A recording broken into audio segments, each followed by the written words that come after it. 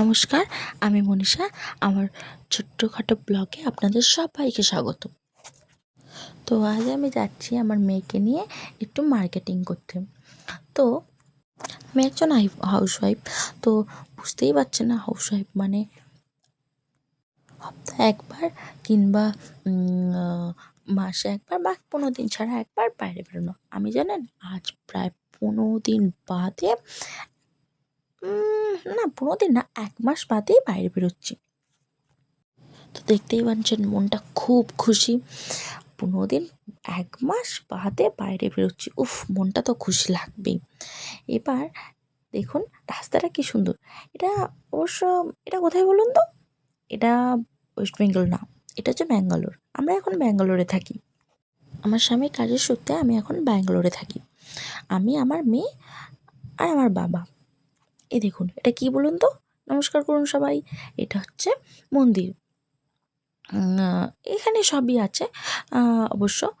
দেখুন এবার রাস্তা দিয়ে যাচ্ছি, তো দেখুন আকাশটা কি সুন্দর, তাই না?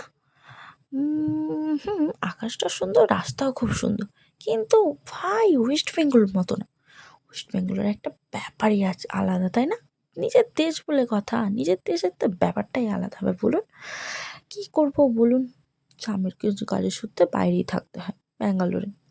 অবশ্য 1 বছর হয়ে গেল, বাড়ি ফিরবো। খুব ইচ্ছা করছে দেশ যেতে, আর ভালো লাগছে না বলুন। দেশ ছেড়ে থাকা যায়? উফ! দেশের যে একটা গন্ধ, সেটাই আলাদা। অবশ্য এইটা আমরা গ্রামের দিকেই থাকি অবশ্য।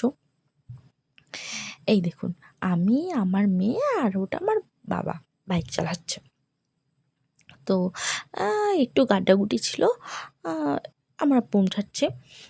আজকে একটু মার্কেটে একটু কাজ ছিল, জানেন তো। অনেক দিন পর বেরিয়ে মনটা অনেকটা শান্তি লাগছে।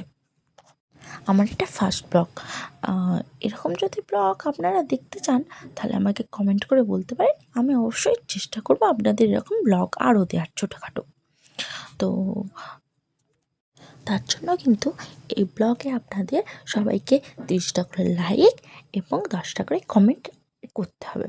তাহলেই কিন্তু আমি পরের পরে একটা ব্লগ আনবো। নাহলে কিন্তু আমি উৎসাহিত হব না, আর আমি ব্লগও আনবো না। তো দেখুন রাস্তাটা আর আকাশটা কি সুন্দর লাগছে।